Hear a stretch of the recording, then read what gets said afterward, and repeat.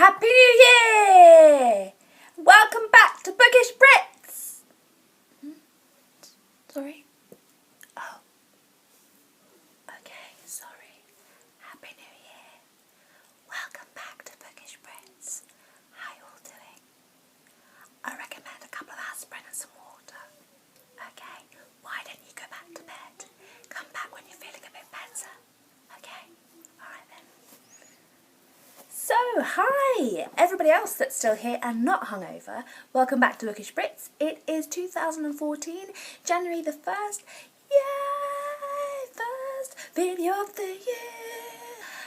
New Year is traditionally a time where we take stock and we think about what we want to do with the year ahead, and many people write New Year's resolutions. I am among them, and every year I manage to fail miserably at my New Year's resolutions. So this year I've decided I'm not going to fail at my New Year's resolutions because I'm not going to do any. So instead I decided to start the new year with a clean slate by making my bookish confessions. I've had to write them down because there are quite a lot of them.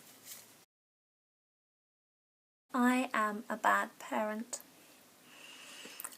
I withhold story time from my children as a form of punishment. I consider it a success as a parent that my children love story time so much that this is actually the most effective threat of punishment.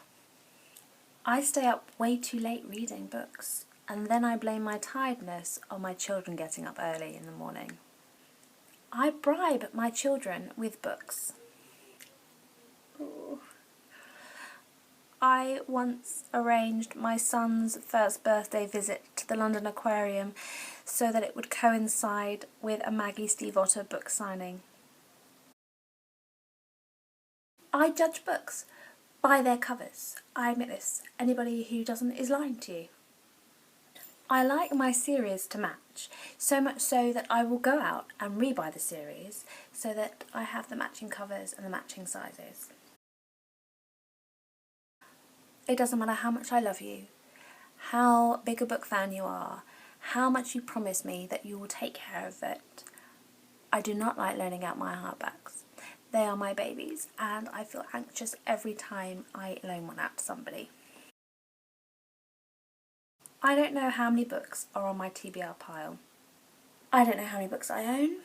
I've put some of my TBR pile books onto my red shelf just so that I feel a bit better about my TBR pile. I don't want to know how many unread books are on my Kindle. I can't stop buying books. It doesn't matter how many books are on my TBR pile. It doesn't matter how many books are on my Kindle. I cannot stop buying books.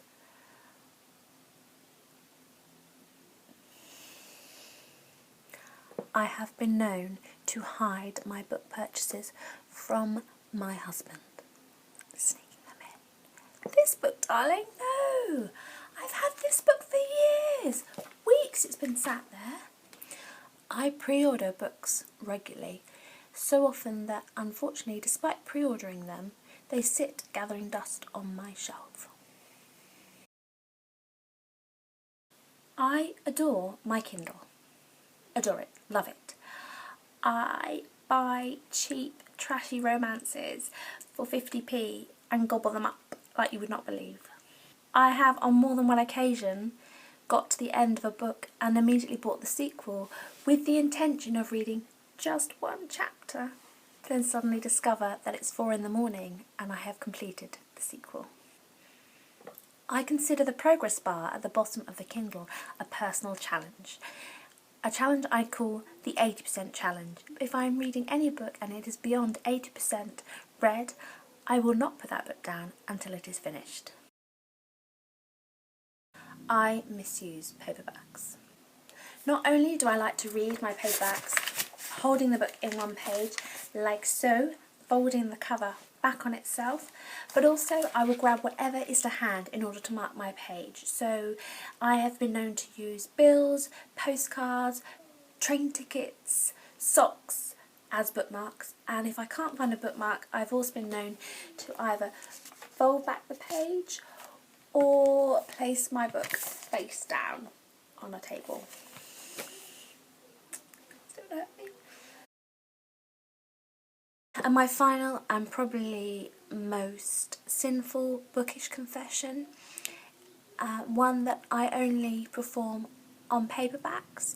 I don't do it with hardbacks, and it's completely inconvenient to do it with ebooks, and that is I will sometimes read the final line of a book before I've started it. I don't know why. It's a compulsion. It has absolutely no relevance. By the time I get to that point in the book, I've forgotten the line in the first place.